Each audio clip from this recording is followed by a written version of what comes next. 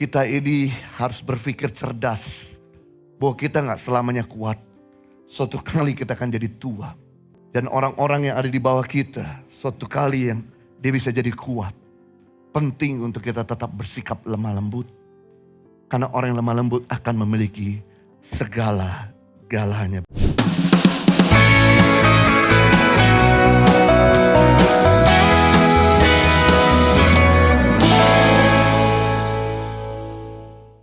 Nah, kita akan belajar tentang salah satu buah roh, yaitu tentang kelemah lembutan. Kelemah lembutan punya arti di dalam bahasa Yunani ada prautes. Prautes artinya tindakan yang bertemperamen stabil. Prautes atau kelemah lembutan artinya tenang. Prautes atau kelemah lembutan artinya seimbang dalam roh atau kuat dalam roh. Tidak mudah tumbang. Protes atau kelemah lembutan artinya tidak sombong, rendah hati. Mau dibentuk, mau diberitahu, mau diajar, itu arti kelemah lembutan dalam bahasa aslinya. Kelemah lembutan artinya dapat menguasai emosi, bisa mengendalikan emosi. Jadi kelemah lembutan bukan bicara tentang orang yang lemah gemulai. Kelemah lembutan bukan bicara orang yang lemah. Kelemah lembutan bukan bicara orang yang tidak berdaya. Kelemah lembutan bukan bicara orang yang minder. Tapi kelemah lembutan bicara orang yang mampu tenang di tengah-tengah kesulitannya. Jadi kalau saya bisa simpulkan, orang yang lemah lembut adalah orang yang paling kuat di muka bumi. Karena dia mampu memikul situasi genting agar tetap berjalan dalam keadaan kondusif. Sekali lagi saya ulangi, orang yang lemah lembut bukan bicara orang yang lemah. Tapi orang yang lemah lembut, saya bisa simpulkan adalah orang yang paling kuat di muka bumi ini. Karena dia sanggup memikul situasi sulit, situasi genting, agar berjalan tetap dalam keadaan kondusif. Wow, itu sebabnya Tuhan sangat menghargai orang-orang yang punya kelemah lembutan. Karena kelemah lembutan adalah pribadinya Yesus sendiri.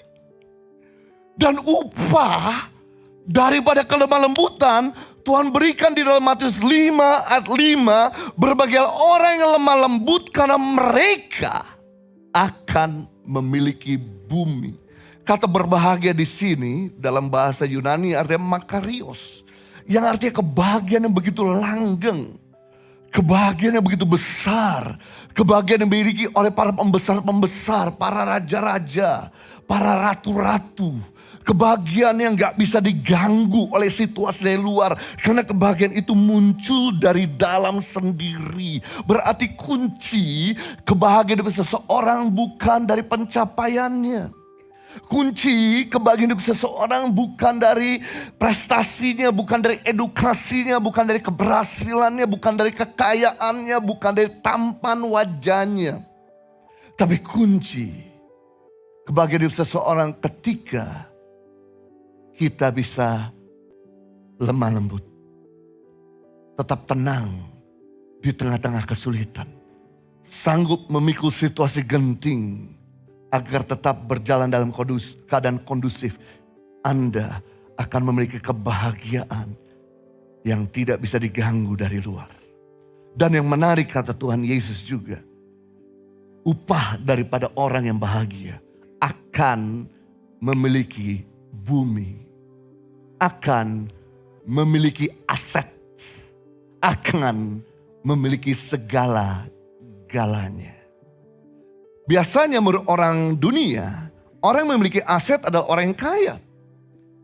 Biasanya menurut ukuran dunia, orang yang memiliki segala-galanya adalah orang diktator. Tapi tidak dengan firman Tuhan. Orang yang memiliki segala-galanya adalah orang yang lemah lembut. Coba kalau Anda gak lemah lembut, asetmu tidak aman.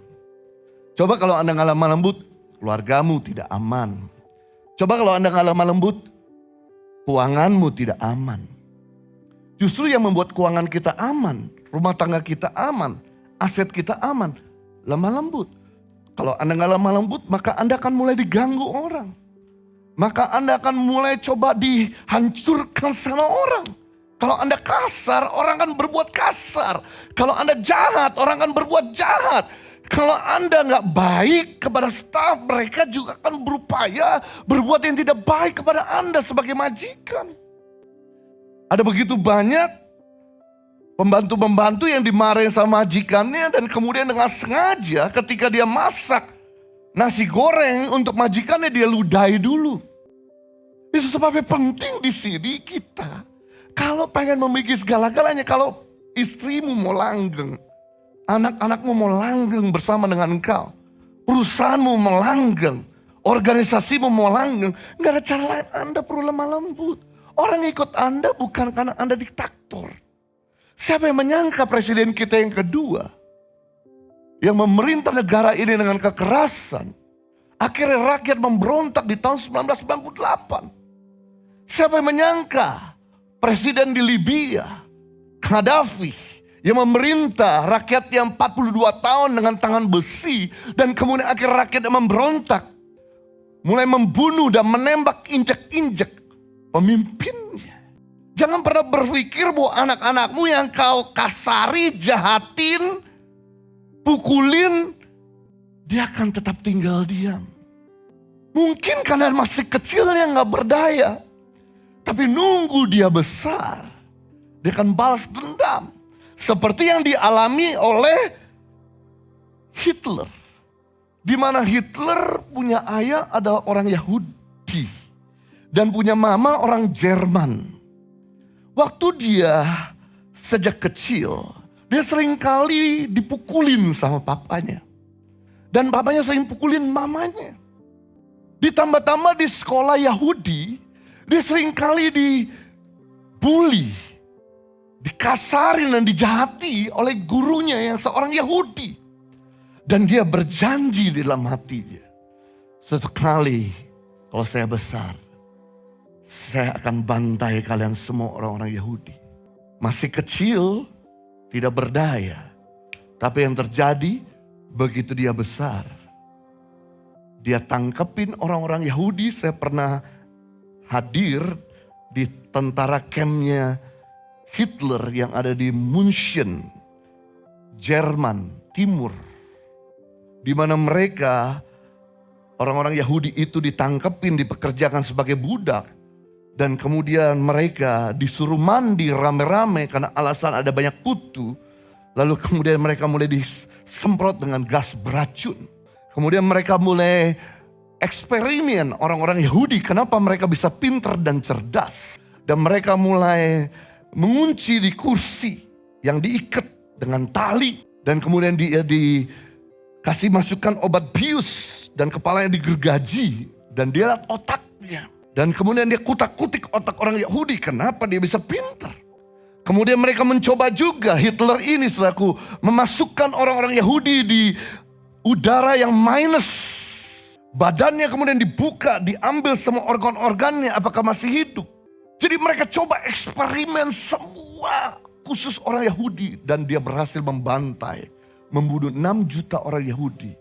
Karena perlakuan kasar dari orang tuanya. Itu sebabnya saya rindu buat setiap saudara.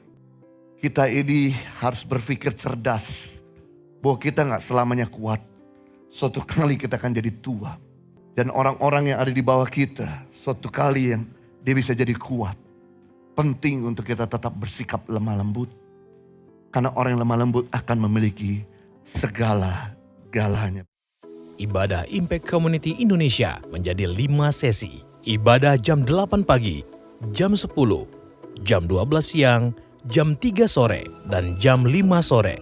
Seluruh ibadah berlangsung on-site di Mall of Indonesia, lantai P3, Kelapa Gading, Jakarta Utara.